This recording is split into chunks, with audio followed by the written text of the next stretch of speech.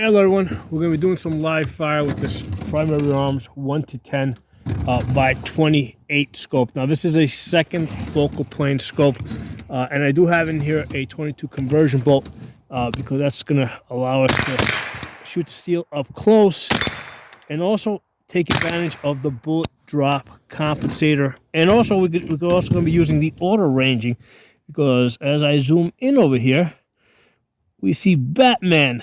Okay, so now here's the thing: in order for the auto ranging to be any good, you have to be in max magnification. So when I zoom up to max magnification, I get on Batman.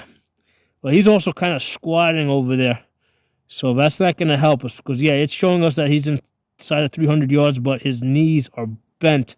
So let's try to go across the chest. If we go across the chest, he's definitely inside of 400 yards. But is he at 200 or is he at 300? It's kind of hard to tell. I think the width of that horseshoe is at 200 yards. So basically, I would use the tip of the chevron. We're not going to shoot Batman because my kids want their toys back. Okay, but we're going to transition over to that's target right there. Hits on that. Okay, so let's zoom back and let's go further out. All right, so here we go. We got Iron Man over there. So again, he's sitting in the snow, so we can't use full length. We can use the half length, and we can see that he's from the belt up, he's at about 400 yards. Okay, so we also cross verify against the chest. That also shows us 400 yards. So that's our point of aim. So let's transition that to the target over there. All right, so that works over there. Zoom back. Now here's the thing: I like to zoom back and forth as I'm hunting for these targets. All right, so a lot of times as I zoom back and forth, I don't go all the way up to 10, which throws off the bullet drop and the auto ranging, right? Because if I go to Iron Man here, right, we said that from the belt up, okay, he's at 400, but if I'm a little further back, well, now all of a sudden he looks like he's like, further than 500 away, right? So you got to be zoomed all the way in for the auto ranging to be any good. And as I zoom back and forth, there's plenty of times where I made that mistake, where I didn't zoom all the way up to 10, like I was at 8. All right, so let's see where the next guy is. I think there's some. Let's see, do we have anybody there? I think I saw somebody over there. Can't find him. Wait. Oh, there he is. There he is. Okay, we can see his head. We're going to have to go based on the shoulders. 400. Yeah, he's at 500. We're going to match that one up right there. So we're going to transition that to the target. Get the hits. Okay, excellent. Let's go back. Let's go a little further back. What do we got back there? We got Thor back there. Okay. So Thor, let's use so he's further than 500. So where exactly is he? Well, we can kind of see the full height. Let's go to 400. And we can see we're going to use the half measure. So he's half of 4. So that puts him at 800.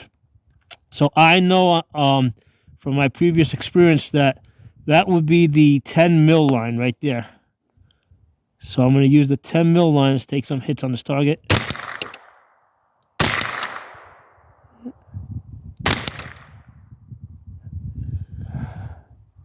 Let's see, maybe I went too far.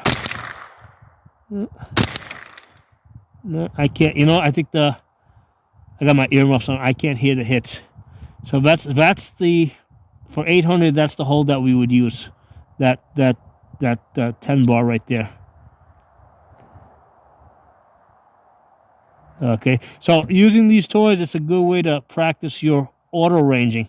The only thing is you gotta be aware that you gotta be in max magnification in order for the auto ranging and also for your bullet drop to be true. If you're in anything other than max magnification, you're gonna be off. So yes, match him up to the chest, transition to the target. Okay. Let's get another mag in here. All right, let's go back to 1 power, just do a little CQB work.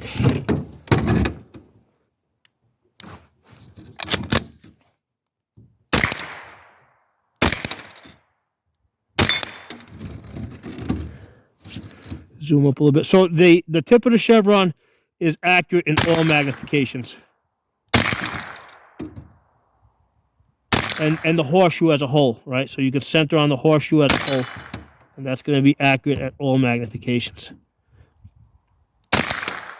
Okay. So same thing here. If I was to go a little further, well, if I go further back again, I'm using a 22. So see, the 22 has a drop. So if I can't use the tip of the chevron there, I actually have to use it. It's kind of cool how it lines up. But here's the thing: like right now, I know that I should be using the 4 at that distance. However, I'm at 3 power, so I gotta zoom up all the way to 10. So here's the thing: you see at 3 power, see this is my hold right at max. But if I'm at 3 power, oops, hold on, let's go back to that. Hold the gun steady. All right. So if I hold the gun steady and I zoom back, well, now I'm going to be over the target. So that's one of the things where I sometimes get kind of like mixed up, or I just forget. I forget to go all the way up to 10 power. So that one over there, we have him at, I think, let's find him again. So he's at, we said, about 500 yards. That's our hold right there. You can hear the dings. All right. So I hope you guys enjoyed this video. So this is a $450 scope that has lots of features. It really allows us to make use of the auto ranging features, and you know, like if you got like realistic, like these toys over here, they're about 12 inches tall. You're able to use the toys to practice the range estimating, and using 22s is great because here's the thing: inside of 100 yards or inside of 200 yards, I can really make use of the mill grid. So the only drawback to the second focal plane scope is that I have to be in 10 magnification, because as I zoom in, what happens is none of that's true. Like none of those holds are true. And this also has leads on it. So for example, if Batman, let's say we got Batman over there, right? Where is he?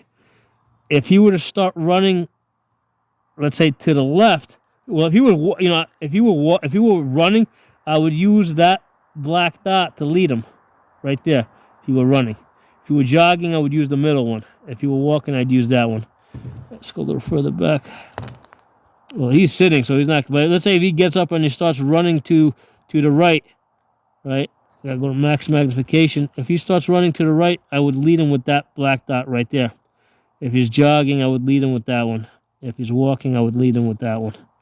So this has the now, of course, somebody could be moving diagonally, so that will also throw things off if he's moving diagonally. But here's the thing: if you shoot ahead of somebody, right? Let's say this guy gets up and starts running to the right, and I start leading him there, and he starts seeing bullets dropping in front of him. He's going to stop running forward if he sees bullets landing in front of him.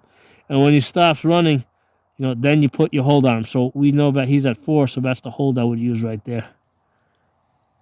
So $450, you get a really a feature-rich scope here that goes all the way up to 10x, and it allows you to practice lots of things. You can practice milling. You know, you got the mill grid underneath. The way you use that mill grid is like a it's almost like a map. So let's say let's go back to this guy over here. So if I take my shots, right? So I know I gotta be on 4, but let's say the wind's blowing my shots, let's say 2 dots over to the right, and I see my bullets impact 2 dots over to the right. Well, then I would just transition that dot to the target. Or if I see it's just 1 dot, I would transition. So wherever you see the impacts, whatever dot you see the impact on, that you transition that dot to your target. So this is an excellent scope. Again, I wish Primary Arms would make a first focal plane version of this that had all these features. You know, in that $400 to $500 range.